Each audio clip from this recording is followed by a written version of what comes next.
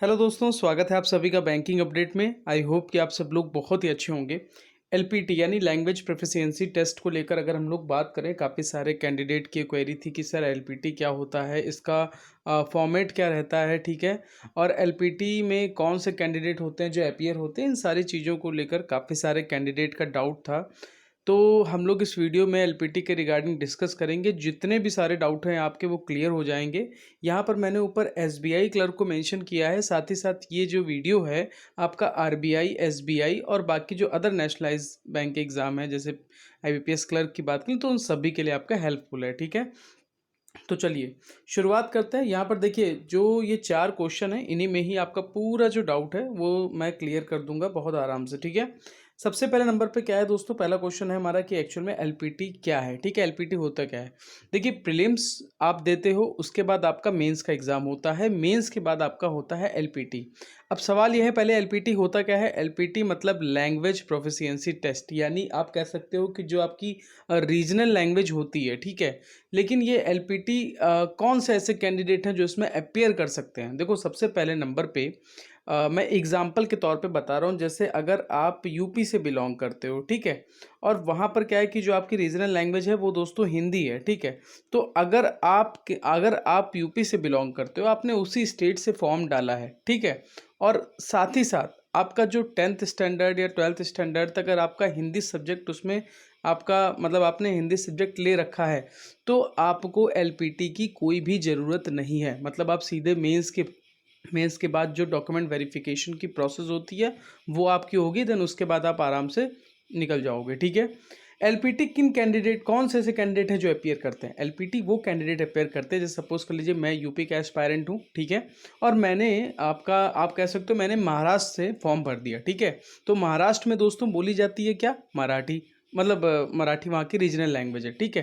तो अब मुझे मराठी आनी चाहिए, तो यानी मेरा जो है मेंस के बाद एलपीटी का एग्ज़ाम होगा। तो उम्मीद करता हूँ कि ये चीज़ आप लोग समझ गए होंगे। जैसे चंडीगढ़ की बात कर लें, चंडीगढ़ में आपका हिंदी पंजाबी दोनों मेंशन है, ठीक है। तो अगर वहाँ पर आपने हिंदी अपने जब आपने 10th या 12th पास किया होगा तो वहाँ पर हिंदी अगर आपका मेंशन है तो आपको कोई प्रॉब्लम नहीं होगी एलपीटी के रिगार्डिंग, ठीक है। लेकिन जो अदर कैंडिडेट, सपोज कर लीजिए कोई मतलब आसाम साइड का कैंडिडेट है, वो अगर चंडीगढ़ से फॉर्म भर रहा है, ठीक है, तो उसको एलपीटी में अपीयर होना पड़ेगा, ठीक। तो आप समझ गए होंगे कि एलपीटी है क्या, ठीक है।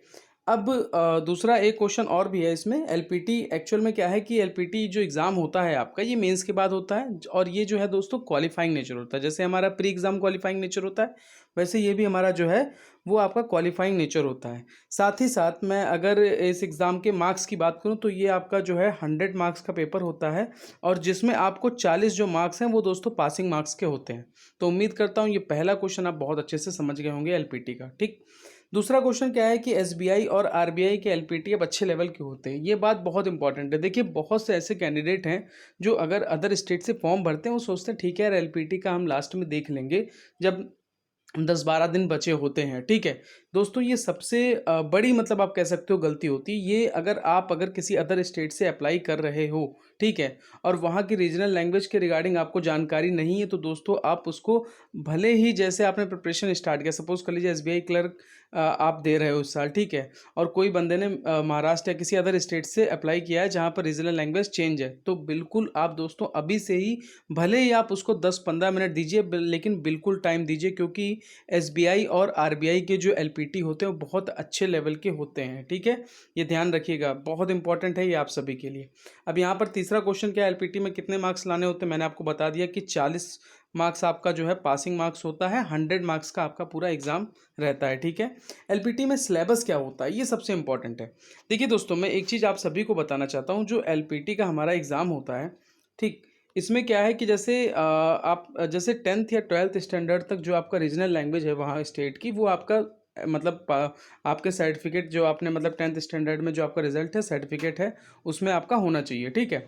तो इसमें जो सिलेबस है, अगर मैं वो आपको बताऊं तो एक्चुअल में, जैसे सपोज कर लीजिए हिंदी की बात कर लेते हैं, ठीक है।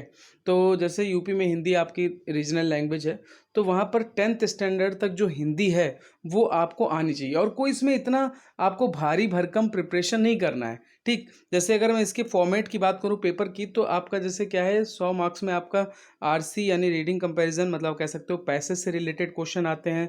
कभी कभी आपको जो बेसिकली ग्रामर से रिलेटेड क्वेश्चन होते हैं वो भी आपको देखने को मिल जाते हैं। कभी कभी जो है आपको लेटर भी जो है देखने को मिल जाते हैं, लेकिन अधिकतर केस में जो है इसमें आरसी ही पूछे जाते हैं, मतलब पैसेज बेस्ड क्वेश्चन होते हैं, और जिसमें जो आंसर्स होते हैं वो दोस्तों आपके पैसेज में ही मतलब रहते हैं। ठीक है, तो अगर आप जैसे किसी अदर स्टेट से अप्लाई कर रहे हो तो वहाँ पर आपको एक, आप कह सकते हो एक बेसिक जानकारी, आपको बेसिक जो है उसका एकदम अच्छे से डिटेल आना चाहिए उस लैंग्वेज को लेकर, और बाकी कोई भी इतना हार्ड नहीं रहता है। लेकिन हाँ, एलपीटी बहुत इंपॉर्टेंट रोल प्ले करता है, इसको हलवा मत समझिएगा।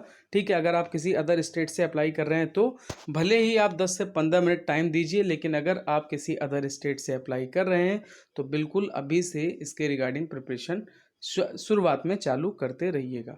बाकी इसके अलावा आपकी कोई भी क्वेरी है आप हमें कमेंट सेक्शन में पूछ सकते हैं। ये जो एलपीटी का रिव्यू था ये स्टूडेंट्स के द्वारा ही था जो मैंने शेयर किया, जिन्होंने एलपीटी का एक्सपीरियंस लिया है। ठीक है, मिलते हैं नेक्स्ट वीडियो में, अपना ध्यान रखिएगा। Thank you, have a nice day.